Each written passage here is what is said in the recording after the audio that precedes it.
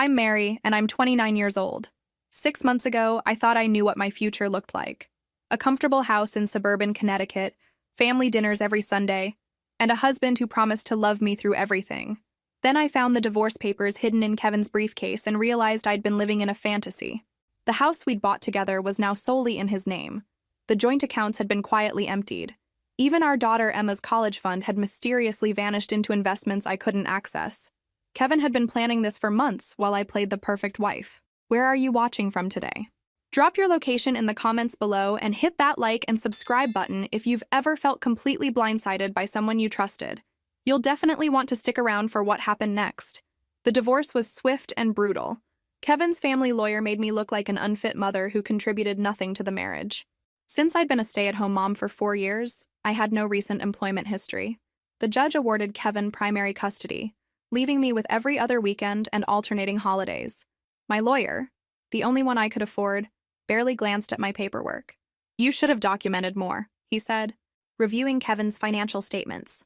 "Hard to prove what you can't show in court." I moved into a cramped apartment across town, the kind with thin walls and a broken air conditioner. My new life consisted of working double shifts at a local diner, saving every penny for Emma's visits, and trying not to think about how completely I'd been outmaneuvered. Kevin had remarried within 3 months. Sarah was everything I apparently wasn't: successful, independent, and childless. She worked in marketing, drove a BMW, and had never changed a diaper in her life. Emma mentioned her constantly during our brief phone calls. "Sarah bought me new clothes," Emma would say in her tiny voice. "Sarah knows all the Disney princess names. Sarah makes the best pancakes." Each mention felt like a small knife twist. This woman was becoming the mother I was supposed to be. The worst part wasn't losing Kevin. I'd gradually realized our marriage had been more convenience than love. The worst part was losing daily access to my daughter, watching another woman step into the role I'd been born to fill. But I was adapting. Slowly, painfully, I was building something new. The diner job was temporary. I'd enrolled in online courses to become a paralegal. The apartment was small, but it was mine. And Emma still ran to me every other Friday, her face lighting up when she saw me waiting in the school pickup line. I thought I was healing. I thought the worst was behind us. December arrived with an early snowstorm that turned Connecticut into a postcard. I'd been planning Emma's Christmas visit for weeks, buying presents I couldn't afford, and decorating my tiny apartment until it looked like Santa's workshop had exploded. The custody agreement gave me Christmas Eve and Christmas morning. Kevin would get her back by noon on the 25th. 20 hours. That's what my daughter's Christmas had been reduced to. Emma called me 3 days before Christmas, her voice smaller than usual. "Mommy, are you coming to get me?" "Of course." "Sweetheart, Christmas Eve, just like we planned. But Sarah said maybe we should all stay together this year. Like a real family." The words hit me like ice water. "What do you mean, baby?"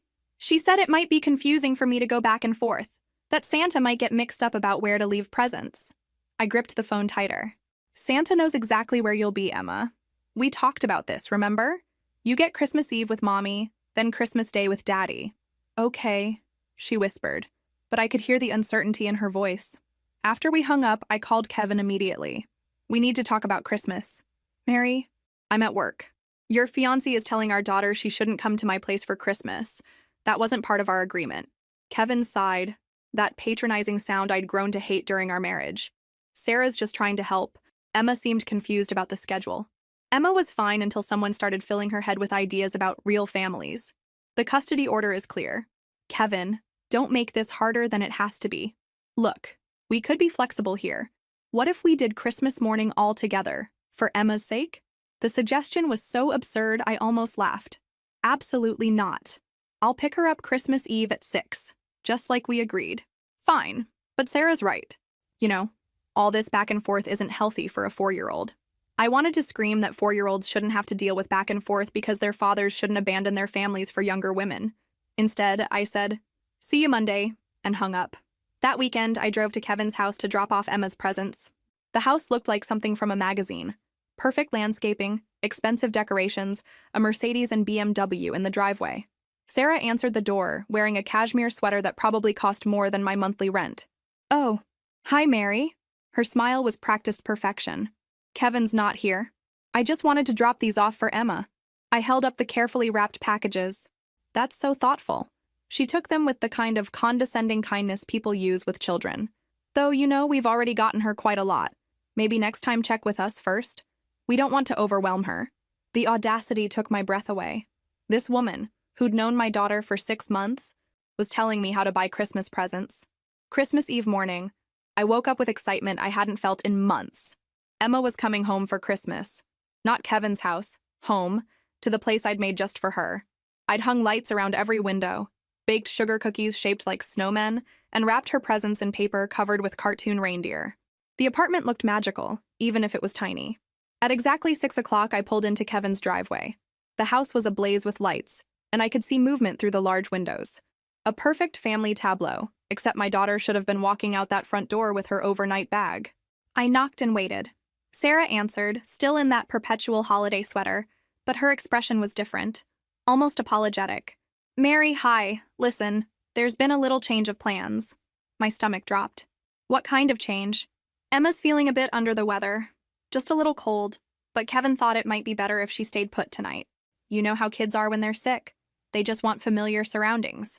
Through the window, I could see Emma in the living room, playing with what looked like a new dollhouse. She was laughing, running around, showing no signs of illness whatsoever. "She looks fine to me," I said evenly. "And she's supposed to be with me tonight." I know. Kevin was going to call you, but he's at the store getting medicine. Maybe you could pick her up tomorrow afternoon instead, after she's feeling better?" "Tomorrow afternoon?" "Sarah, today is Christmas Eve. Our agreement gives me Christmas Eve and Christmas morning." She tilted her head with fake sympathy. "But if she's sick?" "She's not sick." I stepped forward slightly. "I can see her through your window. She's running around perfectly fine." Sarah's mask slipped for just a second. I saw something calculating in her eyes before the concerned stepmother act resumed. "Well, even if she's feeling better now, we wouldn't want to risk her getting worse. Maybe it's better to be safe." Behind her, I heard Emma's voice. "Is that Mommy? I want to see Mommy." "Just a minute, sweetie," Sarah called back, then turned to me with that plastic smile. "Like I said, Kevin will call you later to work something out." She started to close the door. I put my hand on it firmly. "I'm not leaving without my daughter. Mary, please don't make this difficult. Emma's had a long day and—" "Emma," I called past Sarah's shoulder. "Mommy's here." I heard running footsteps, and then Emma appeared behind Sarah, her face lighting up when she saw me. "Mommy, I've been waiting for you. Sarah said you might not come because I was sick, but I'm not sick. See?" She jumped up and down to demonstrate her health. Sarah's jaw tightened. "Emma, sweetie, remember what Daddy and I talked about? About staying close to home when you're not feeling well?" Emma's face scrunched in confusion. "But I feel good. And it's Christmas Eve. Mommy and I are going to make cookies and watch movies and—" "Get your overnight bag, sweetheart," I said firmly. "We have a big night planned. Have you ever had someone try to manipulate your own child against you? How did you handle it? Share your thoughts in the comments below." Sarah and I stared at each other across the threshold while Emma ran to get her bag. The pretense of politeness had evaporated, leaving only the raw truth of our situation. "This is really unnecessary," Sarah said quietly. "We're just trying to do what's best for Emma." What's best for Emma is following the custody agreement her parents legally established. Her parents. Sarah's emphasis was subtle but clear. "You know, Mary, I hope someday we can all work together as a family, for Emma's sake." The word family coming from her lips made my skin crawl. "Emma has a family. She has a mother and a father. You're her father's girlfriend." "Fiancée," Sarah corrected coolly. "And soon stepmother. Kevin and I are thinking it might be time to revisit the custody arrangement. Something more stable for Emma." The threat hung in the air between us. Before I could respond, Emma bounced back with her little pink suitcase, completely oblivious to the tension crackling around her. "Ready, Mommy. I packed my new pajamas and my teddy bear and the book Sarah got me about princesses." "That sounds perfect." "Baby." I took her hand and her suitcase. "Say goodbye to Sarah." "Bye, Sarah. Tell Daddy I'll see him tomorrow." As we walked to my car, I could feel Sarah watching from the doorway. Emma chattered excitedly about the cookies we'd bake and the movies we'd watch, her innocent joy a stark contrast to the cold dread settling in my chest. The evening was magical despite everything. Emma and I made sugar cookies shaped like Christmas trees, decorated them with green frosting and sprinkles, and watched the Polar Express while drinking hot chocolate with marshmallows. "Mommy," Emma said as I tucked her into the pull-out couch that served as her bed. "Why did Sarah say I was sick?" "I wasn't sick." I chose my words carefully. Sometimes grown-ups get confused about things. But you're here now, and that's what matters. Are you and Daddy and Sarah going to be friends someday? The question broke my heart. I hope we can all get along for your sake. Sweetheart, the most important thing is that Daddy and I both love you very much. And Sarah loves me too. She tells me all the time. I swallowed hard. I'm sure she does. After Emma fell asleep, I sat in my kitchen with a cup of coffee, trying to process what had happened. Sarah's threat about revisiting custody wasn't idle. Kevin had money, connections, and a new wife who could provide what the courts called stability. I had a one-bedroom apartment, a job that barely covered rent, and a track record of being financially dependent. If they decided to fight me for custody, what chance did I really have? Christmas morning arrived with Emma's delighted squeals as she discovered that Santa had indeed found our little apartment. We opened presents slowly, savoring each moment, because I knew she'd be gone by noon. Mommy, look! Santa brought me the art set I wanted. Emma held up the box of crayons and colored pencils I'd saved 3 weeks to buy. That's wonderful, sweetheart. What are you going to draw first? A picture of our Christmas. With you and me and the cookies and the tree and everything. My phone buzzed with a text from Kevin. Running late, pick up at 1 instead of 12. 1 extra hour. I'd take it. Emma was halfway through her drawing when my phone rang. Kevin's name flashed on the screen. Hey, quick question, he said without preamble. Did you let Emma eat a lot of sugar last night? She seemed pretty wound up when I talked to her this morning. We made Christmas cookies. It's Christmas Eve, Kevin. Right, well, Sarah thinks maybe we should be more careful about Emma's diet. All that sugar isn't great for her sleep schedule. I looked at Emma, contentedly drawing at my kitchen table, creating her masterpiece of our perfect Christmas morning. She slept fine. Okay, well, anyway, I'm actually calling because we need to push pickup to 3 o'clock. Sarah's parents are driving up from the city and traffic is brutal. My heart sank. 3 o'clock meant losing another 2 hours of our already limited time. Kevin, you already changed it to 1. We only have Christmas morning together as it is. I know, but they're bringing Emma's present from them, and it would mean a lot if she could open it today. It's this really expensive dollhouse, custom made.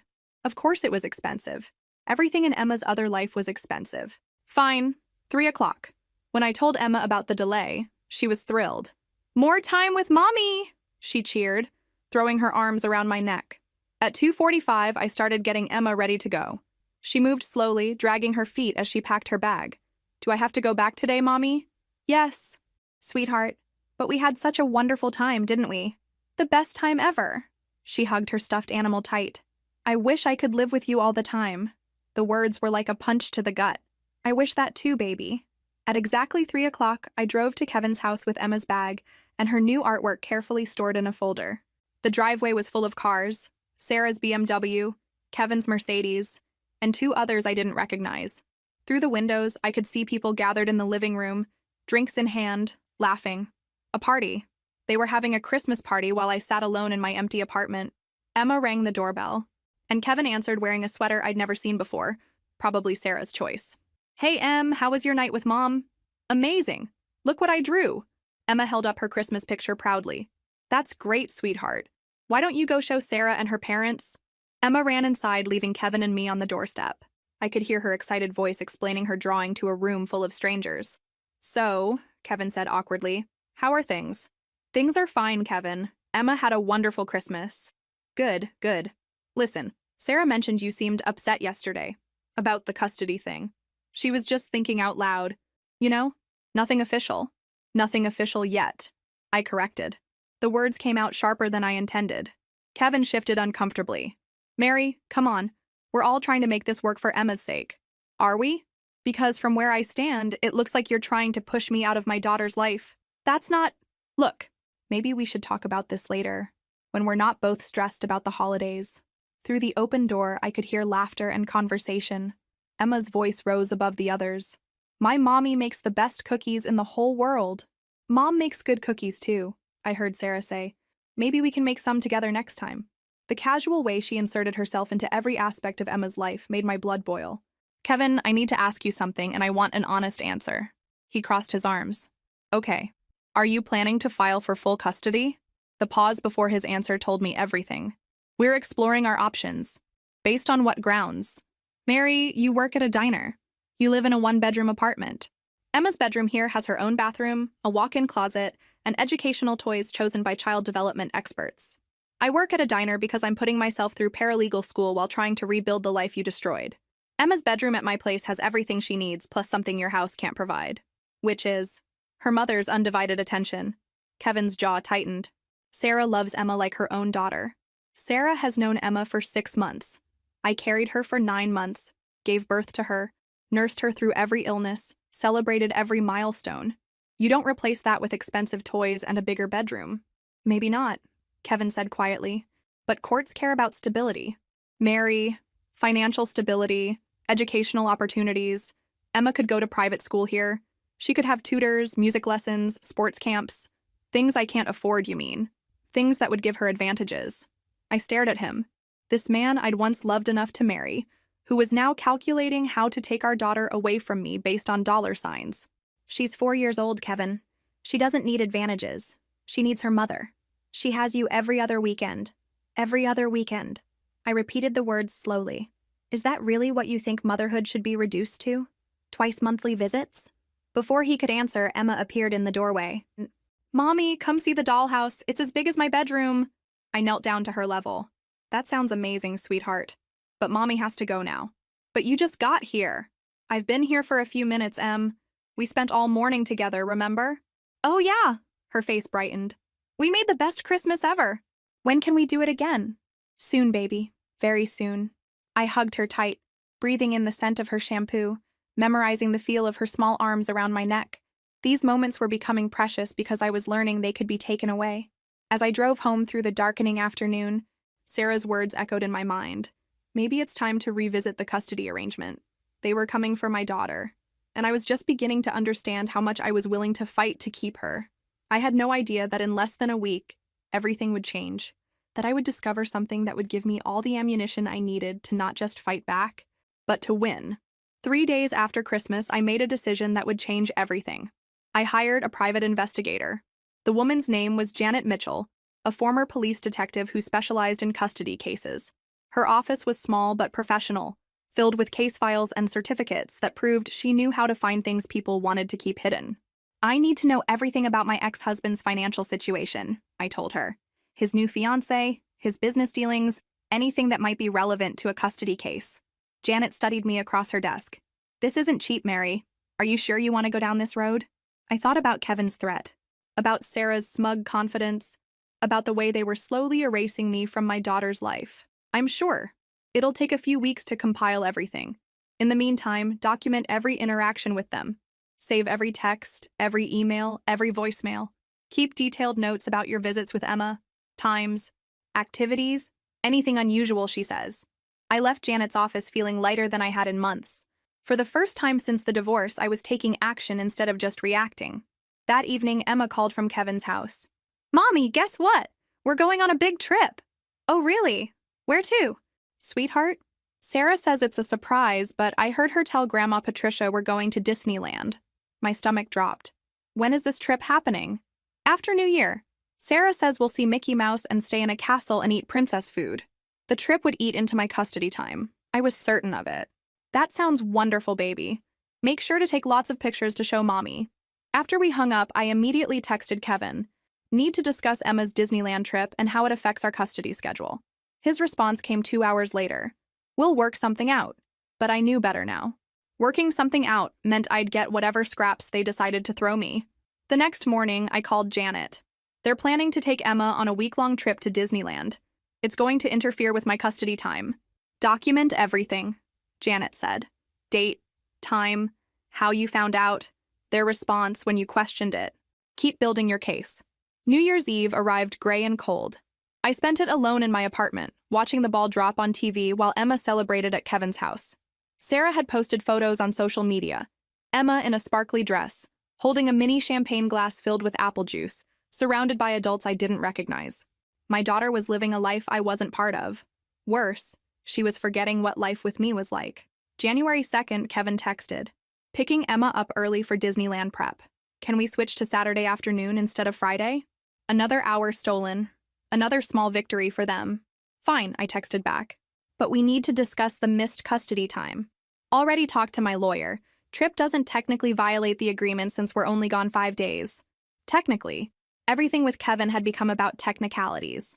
Saturday came and I drove to his house to collect Emma. The driveway was full of suitcases, and I could see through the window as Sarah organized piles of new clothes. Everything Emma would need for her magical vacation. Emma ran out wearing a new outfit I'd never seen before, her hair styled in elaborate braids that had clearly taken someone hours to create. "Mommy, look at my hair. Sarah did it special for our trip." "It's beautiful, sweetheart." I forced a smile while my heart broke a little more. As we drove away, Emma chattered excitedly about the trip. Every sentence started with, "Sarah says," or "Sarah promised," or "Sarah showed me pictures." Sarah. Always Sarah. "Mommy," Emma said suddenly, "why don't you ever take me on big trips?" The innocent question hit like a physical blow. How do you explain to a 4-year-old that mommy works 2 jobs just to afford groceries while daddy's new family has unlimited funds for magical vacations? "Well, sweetheart, we have our own special adventures. Don't we? Remember our Christmas cookies and movie nights?" "Yeah, but Sarah says Disneyland is the most magical place on Earth. She says I'll see real princesses." What do you think happens when one parent can afford Disneyland while the other can barely afford dinner? Have you seen how money gets weaponized in custody battles? Share your thoughts below. Janet called me on January 15th with news that made my hands shake. "I found something interesting about your ex-husband's business," she said. "Kevin's been hiding assets through his company. Offshore accounts, shell corporations, investment properties listed under fake names. We're talking about substantial money that was never disclosed during your divorce." I sat down hard on my couch. How much money? Close to $2 million. Maybe more. Money that should have been considered marital assets. The room spun around me. $2 million. While I'd been awarded a settlement of $30,000 and minimal alimony, Kevin had been sitting on a fortune. "There's more," Janet continued. "His fiancée, Sarah? She's been helping him hide assets. Her marketing company has been billing his business for services never rendered. It's money laundering, Mary. They've been funneling marital assets through her business to keep them away from you." I could barely breathe. What does this mean? "It means you were defrauded. Your divorce settlement was based on false financial information. You have grounds to reopen the entire case." "Can they get in trouble for this? Legal trouble?" "Absolutely. We're talking about fraud, tax evasion, possibly criminal charges depending on how deep this goes." That night, I couldn't sleep. I kept thinking about Kevin's confident smirk when he'd threatened to take Emma away from me, his casual dismissal of my ability to provide for our daughter, Sarah's condescending comments about stability and advantages they'd stolen from me. Not just money, but years of Emma's life. Time I'd lost with my daughter because I couldn't afford to fight their custody grab. Now I could fight back. The next week, Emma returned from Disneyland full of stories about princesses and rides and the hotel room that was bigger than Mommy's whole apartment. She showed me hundreds of photos on Kevin's phone, her face glowing with joy in every single one. "Did you have the best time ever?" I asked, genuinely happy to see her so excited. "The best. Sarah says maybe we can go back for my birthday." "That would be nice, sweetheart." "Mommy, why do you look sad? Don't you like my Disneyland pictures?" I pulled her onto my lap. "I love your pictures, baby. I love seeing you happy. I just missed you while you were gone." "I missed you too. But Sarah says missing people makes you appreciate them more when you see them again." Sarah says, the phrase that had become the soundtrack of my life. "Sarah's very smart," I managed. That evening, after I'd returned Emma to Kevin's house, I called my new lawyer, one of the best family attorneys in Connecticut, paid for with money I'd borrowed against my future settlement. "We have enough evidence to not only reopen your divorce case, but to file criminal charges," she told me. "The question is, how far do you want to take this?" I thought about Emma in that sparkly dress, surrounded by Kevin's wealth while I scraped together coins for gas money. I thought about Sarah's threats and Kevin's dismissive attitude, and the way they'd both assumed I was too weak to fight back. "As far as the law allows," I said. The call came at 11 o'clock on a Thursday night in late January. Kevin's panicked voice crackled through my phone. "Mary, I need you to come get Emma. There's been an incident." "What kind of incident? Is she hurt?" No, she's fine. But Child Services is here, and they're asking questions about living conditions. Sarah and I need to sort some things out." My blood turned to ice. "Child Services? Kevin, what happened? Just come get her, okay? We'll explain everything later." I threw on clothes and drove through the snowy night to Kevin's house. Police cars lined the street, their red and blue lights painting the snow in eerie colors. A social worker met me at the front door. "Ms. Thompson, I'm Linda Walsh from the Department of Children and Families. We need to place Emma with you temporarily while we investigate the living situation here." What investigation? What's going on? Behind her, I could see Kevin pacing in the living room while Sarah sat on the couch, her head in her hands. Both looked like their perfect world had just imploded. A neighbor called about possible neglect. We found Emma outside in the backyard at 10 o'clock at night, in 30-degree weather, wearing only pajamas. She said she was locked out of the house. My knees nearly buckled. Where was she locked out? According to Emma, she went outside to look for her stuffed animal and the door locked behind her. She said she knocked and called for her parents, but no one heard her. Where were Kevin and Sarah? Linda's expression darkened. They claim they were in the basement, doing laundry with music playing. They say they didn't hear her. I looked past Linda to see Emma sitting in a police car, wrapped in a blanket, clutching the teddy bear I'd bought her for Christmas. She looked so small, so scared. How long was she outside? We're not sure. The neighbor who called said she first noticed Emma around 9:30, but didn't call immediately because she thought parents were nearby. When she looked again at 10 and saw Emma still there, crying, she called 911. 30 minutes. My 4-year-old daughter had been locked outside in freezing weather for at least 30 minutes while her father and his fiancé claimed they were doing laundry. Can I take her home now? Yes. We'll need to do a full investigation before determining if she can return to her father's custody. As I walked toward the police car, Kevin intercepted me. Mary, this isn't what it looks like. Emma knows she's not supposed to go outside alone. We've told her 100 times. She's 4 years old. Kevin, 4-year-olds don't have perfect judgment about doors locking behind them. The door doesn't usually lock automatically. There must have been a malfunction. There must have been, I repeated flatly. Just like there must have been a reason you couldn't hear your daughter screaming for help. We were in the basement. I don't care where you were. Our daughter was outside alone in freezing weather. She could have died. Kevin's face crumpled. Mary, please, you know I would never intentionally hurt Emma. This was an accident. Was it? Because from where I stand, it looks like criminal negligence. I continued to the police car where Emma sat shivering despite the blanket. Mommy! She reached for me as I opened the door. I was so scared. I couldn't get back inside and it was so cold and I called for Daddy, but he didn't come. I lifted her out of the car, holding her tight against my chest. She was still cold, her little hands like ice against my neck. You're safe now. Baby, Mommy's here. As I carried Emma to my car, I heard Sarah's voice behind me. This is going to ruin everything. She was right, but not in the way she thought. The emergency custody hearing was scheduled for the following Monday. By then, Janet's investigation had uncovered even more damaging information about Kevin and Sarah's lifestyle. They've been throwing parties while Emma was in the house, Janet reported. Social media posts show adults drinking heavily, staying late into the night. One neighbor mentioned seeing Sarah passed out on the front lawn after a party last month, while Emma was there. According to the timestamps on the social media posts, yes. My lawyer, Patricia Chen, reviewed the evidence with practiced efficiency. Between the financial fraud, the negligence incident, and the pattern of questionable parenting choices, we have grounds to petition for full custody. What are the chances? With this much evidence? Very good. But Mary, you need to understand, Kevin and Sarah are going to fight dirty. They're going to try to make you look unfit. How? Your living situation, your employment history, anything they can twist to make you seem unstable. I thought about my tiny apartment, my job at the diner, my night school classes. Everything that had been used against me before. Let them try, I said. The difference is, everything they're going to say about me is irrelevant to Emma's safety. Everything we're saying about them could have killed her. The weekend before the hearing, Emma stayed with me. She was different, quieter, more clingy. She kept asking if she was in trouble for going outside. No, sweetheart, you're not in trouble at all. Sometimes grown-ups make mistakes, and we have to make sure everyone stays safe. Is Daddy in trouble? The question broke my heart. Despite everything, Emma loved her father. I couldn't destroy that, even if I wanted to. Daddy and Sarah need to learn some new ways to keep you safe. That's what the judge is going to help figure out. Monday morning arrived gray and cold. I dressed Emma in her nicest outfit and took her to my neighbor, Mrs. Rodriguez, who'd volunteered to watch her during the hearing. Bring her home, mija, Mrs. Rodriguez whispered as I hugged Emma goodbye. The courthouse was intimidating, all marble and authority. Kevin sat at one table with his lawyer, Sarah beside him in a conservative outfit that couldn't hide the panic in her eyes. They'd hired one of the most expensive family lawyers in the state. My lawyer was good, but she wasn't fancy. What she had was truth on her side. The hearing lasted 3 hours.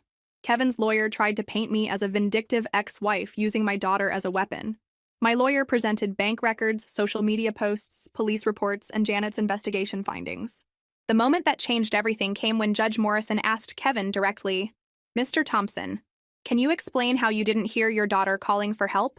Kevin stammered through his explanation about basement laundry and loud music. It sounded weak even to his own ears. "And Ms. Bennett," the judge turned to Sarah, "you were also in the basement during this time?" "Yes, Your Honor. We were reorganizing storage and had music playing while we worked." "At 10 o'clock on a school night?" Sarah's face flushed. We like to be productive in the evenings." Judge Morrison's expression remained neutral, but I could see the skepticism in his eyes. The final blow came when my lawyer presented photos from Sarah's Instagram account. Pictures posted the same night Emma was locked outside, showing Sarah and Kevin drinking wine and laughing in what was clearly the main floor living room, not the basement. "Your Honor," my lawyer said quietly, "these photos were posted at 9:47 p.m. The metadata confirms the time and location. They show Mr. Thompson and Ms. Bennett on the main floor of their home, not in the basement, at the exact time they claim they couldn't hear Emma calling for help." The silence in the courtroom was deafening.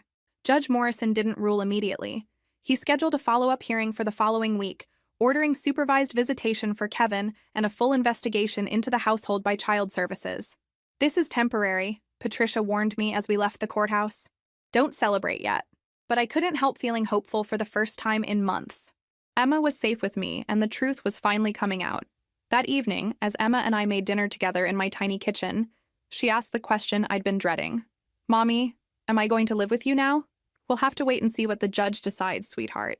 "I hope I can stay with you," she said quietly. "I like it better here." "Why?" "Because you always know where I am." The simple statement hit me like a physical blow. My 4-year-old had learned that safety meant having a parent who paid attention. The next week brought a series of revelations that destroyed Kevin and Sarah's remaining credibility.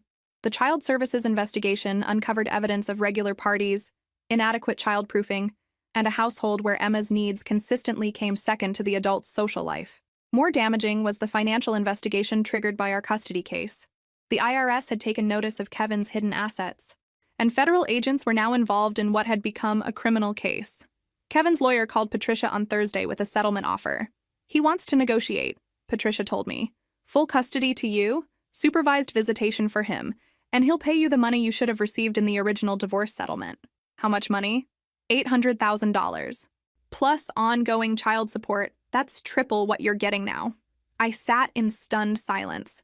$800,000 would buy Emma and me a house, pay for her college, give us the stability Kevin had claimed only he could provide. What about criminal charges? That's separate. The DA will decide whether to prosecute the fraud and negligence charges regardless of what we do in family court. I thought about Emma, safely asleep in my living room, her artwork covering my refrigerator, her laugh filling my small apartment with joy. "I accept," I said, "but I want something else." "What?" "I want Sarah to have no legal relationship to Emma. No step-parent rights, no decision-making authority, nothing. If Kevin wants any chance at rebuilding a relationship with his daughter, Sarah can't be part of it." Patricia was quiet for a moment. "That's actually brilliant, and completely reasonable given the circumstances." The final hearing was scheduled for the day before Emma's 5th birthday. Kevin looked haggard, Sarah was noticeably absent, and their lawyer seemed eager to get the whole thing over with. Judge Morrison approved the settlement without comment, officially awarding me full custody of Emma and ordering Kevin to pay both the settlement and ongoing support. "Mr. Thompson," the judge said before dismissing us, "you're fortunate that your ex-wife is more interested in your daughter's welfare than in destroying your life. I suggest you spend your supervised visitation learning how to be the father your daughter deserves." As we left the courthouse, Kevin stopped me in the hallway. "Mary, I'm sorry for all of it. The hiding money, the custody threat, what happened that night with Emma. I lost sight of what mattered. I looked at this man who'd once been my husband, who'd given me the most precious thing in my life, who'd then tried to take her away. I hope you figure out how to be a better father, Kevin. Emma deserves that. She deserves you," he said quietly. "She always did." 6 months later, Emma and I moved into our new house, a modest 3-bedroom colonial with a fenced backyard and a kitchen big enough for us to bake cookies together. Emma chose her own bedroom furniture, painted her walls lavender, and hung her artwork in frames like a real gallery. "Mommy, is this really ours forever?" she asked as we planted flowers in our front garden. "Forever and always, sweetheart." Kevin sees Emma every other Saturday for supervised visits. He's been attending parenting classes and seems genuinely committed to rebuilding their relationship. Sarah is completely out of the picture. Their engagement ended when the criminal charges were filed. The federal investigation resulted in Kevin pleading guilty to tax evasion and fraud. He received 2 years probation and substantial fines. Sarah faced charges for her role in the money laundering scheme. But the real victory wasn't the money or the custody ruling. It was watching Emma flourish in an environment where she felt truly safe and loved. She started kindergarten at a school near our new house, made friends easily, and never asked why Daddy couldn't hear her calling for help that night. Children are resilient, but they remember feeling safe more than they remember feeling scared. I finished my paralegal certification and took a job at Patricia's law firm, specializing in helping other women navigate custody battles. The work is meaningful, and the salary gives us the security I'd only dreamed of during those dark months after the divorce. You know what I learned from all this? I told my friend Charlotte over coffee last week. Sometimes the worst thing that happens to you sets you up for the best thing that could happen to you. What do you mean? If Kevin hadn't tried to take Emma away from me, I never would have hired an investigator. I never would have discovered the hidden assets. I would have spent years struggling financially while he lived in luxury. His greed and negligence gave me everything I needed to win. Emma interrupted our conversation by running up to our table, her face flushed from playing on the playground. "Mommy, can we go home and make cookies?" "Of course, sweetheart." As we walked to our car, Emma slipped her hand into mine. "Mommy, I'm glad we live together, just us." "Me too, baby. Me too." The custody battle that was supposed to destroy me ended up saving us both. Sometimes the people who underestimate you give you the greatest gift of all, the motivation to prove them wrong. If this story resonated with you, make sure to like and subscribe for more real-life stories of overcoming the odds. Remember, no matter how powerless you feel, truth has a way of surfacing when you're brave enough to fight for it. And to any parent fighting for their child, document everything. Trust your instincts and never give up. Your kids are counting on you to be their voice when they can't speak for themselves. Thank you for listening to Emma's and my story. Sometimes the ending you didn't plan turns out to be exactly the beginning you needed.